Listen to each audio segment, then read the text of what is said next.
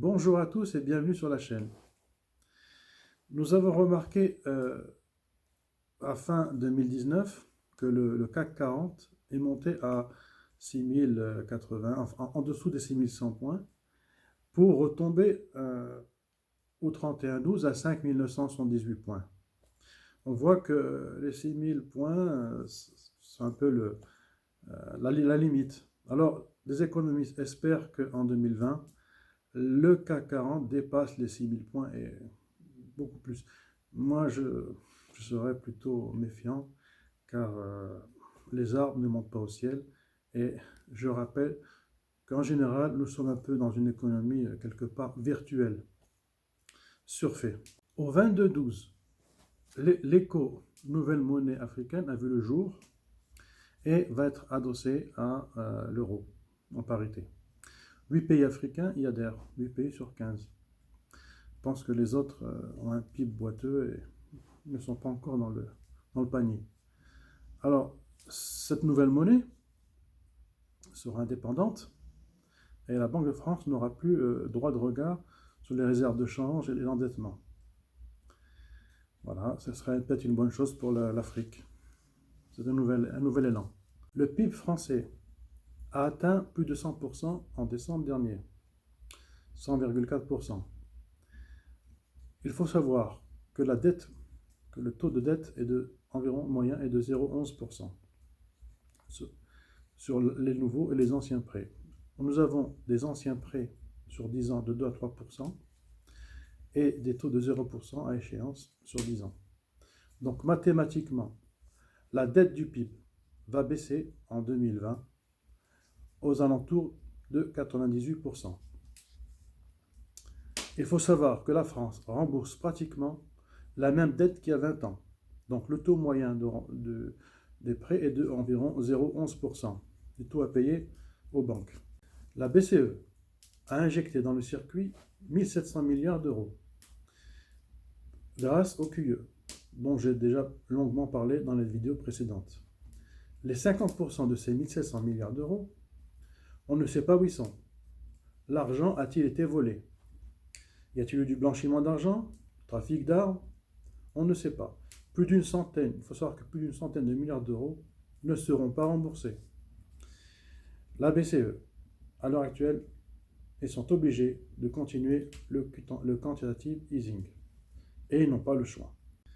La Fed, au mois de décembre, continuait à injecter dans le circuit au moins ou plus 200 milliards de dollars par jour. En revenant au CAC 40, qui a performé entre 26-28 et fin d'année 30%, vous rajoutez 3% de dividendes, ça vous fait 33%. Je rappelle que le CAC 40 hors dividende était à l'époque de 5884 points, par exemple au 12 décembre dernier. Le CAC 40 avec les dividendes réinvestis montrait à plus de 11 000 points. Plus de 10% du CAC 40 est représenté par le luxe. LVMH a performé à plus de 55%, voire 59,4% sur une année courante. Airbus, 58,6%, L'Oréal, 31,86% au 1,119, ça c'était des valeurs au 22,12. Kering, performé à plus 41,47%. Tout ça, ça marche à fond, mais ça reste un peu irréel. LVMH, sa pondération du CAC 40 est de 16%. Il contribue à 6% du CAC 40. Total, qui représente 8% du CAC 40, a performé que de 6%. Il faut savoir que 60 à 50% de l'augmentation du CAC 40 est due en grande partie aux valeurs du luxe. Hermès, plus 39,15% depuis le 1,119. Orange a sous-performé, moins 7,66%. Ce n'est pas une grosse pondération. LVMH, en parlant de lui, représente 10 fois ce que Total a réalisé en un an. Sanofi, plus 21%. Peu de valeurs qui ont fait le CAC 40 depuis le 1-1-19 en réalité. Le CAC 40 est représenté donc en grande partie par le luxe. Si le luxe perd 10% en 2020, bonjour le CAC 40, bonjour les dégâts. Tout ça, c'est monté sur du vent. L'action LVMH, qui cote un peu plus de 400 € l'action, 410, a une capitalisation boursière, pour rappel, de 200 milliards d'euros du CAC 40. Elle a réalisé 60% de bénéfices sur un an. Le cas de cette action ne représente pas la réalité. Le groupe Bernard Arnault, LVMH, a investi dans les montres luxe, les montres suisses, à la marque Tiger. Mais ce département-là a sous-performé d'une valeur de moins 30% sur un an. Et en général, l'horloge suisse a sous-performé en 2019 de moins 13%. Donc LVMH prend une boîte avec cette valeur. Et ça, c'est dû entre autres à l'effet Hong Kong, avec toutes les grèves qu'il y a eu. Donc on peut se poser la question, le département montre qu'est-ce qu'il a donné en 2019. On nous raconte ce qu'on veut. Quand tout va bien, il faut se méfier. L'exubérance irrationnelle, n'y sommes-nous pas. À date, 40% des gestionnaires n'ont pas connu la crise de 2000. Jusqu'au 15 janvier 2020, on va avoir un peu de mouvement. Mais nous rappelons que les arbres ne montent pas jusqu'au ciel. Tant qu'il y a du cash, on investit et ça monte. Ceux qui étaient dans le marché et qui ont performé, par exemple sur la valeur de Champagne, mais il n'y en a pas tant que ça. Celui qui a fait le benchmark, 28-30% du CAC 40, ben croyez-moi, il n'y en a pas beaucoup. Peut-être ceux qui avaient la valeur LVMH. Il fallait donc acheter des trackers USA, Europe, et tu laisser courir sur l'année. En début de l'année 2019, suite aux déclarations de M. Powell, qu'il y aurait 3 baisses successives du taux directeur, et bien les bourses sont reparties dans le vert. Et donc, sans rien faire, tu gagnais 30%, 38%. En réalité, 5 baisses du taux directeur aux États-Unis a été constatée.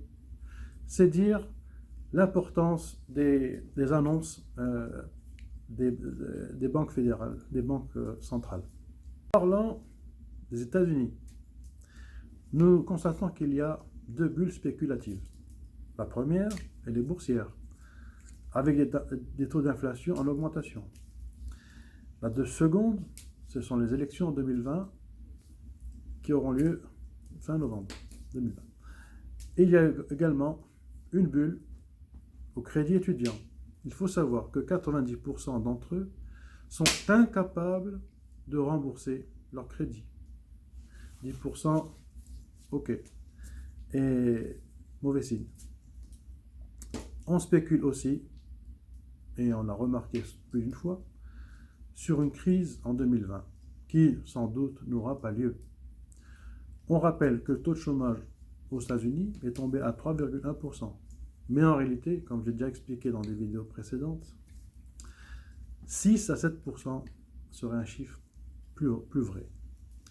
L'inflation élevée, on déclare 2,2%.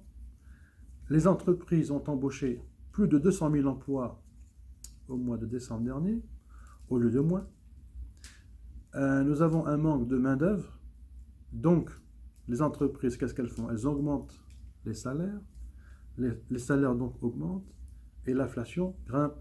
Aux États-Unis, on crée de la croissance, environ 2,2%, au détriment du budget. Donc, on s'endette, on creuse le trou du budget. Le déficit de 5% pour créer et maintenir de la croissance à environ 2%. C'est comme si tu as une voiture neuve que tu t'es payée avec un crédit. Donc ça marche évidemment. Donc on crée une croissance artificielle pour maintenir le système ou le modèle économique qui est fragile, rappelons-le, qui est soutenu en grande partie par la croissance. Le bilan des exportations américaines intervient à hauteur de 14% du PIB. Le reste du PIB se fait par l'activité, la consommation interne. En revenant sur la Chine versus US. La Chine souffre beaucoup plus de sanctions américaines sur les droits de douane, car son commerce, sa croissance dépend en grande partie de ses exportations versus les US qui, eux, les Américains, ont 14% de leur PIB se fait sur l'export. Le reste du PIB se faisant en interne. En conclusion de tout ce que je viens de dire, il en ressort que nous avons affaire à une économie virtuelle surfée. Et quand tout va bien, il faut rester vigilant. Si vous avez aimé la vidéo, je vous invite à la liker, à la partager, à laisser un commentaire, à vous abonner si vous n'êtes pas abonné, et bien sûr à activer la cloche pour être au courant des dernières vidéos mises en ligne. Je vous remercie de m'avoir suivi et je vous dis à très bientôt. Au revoir.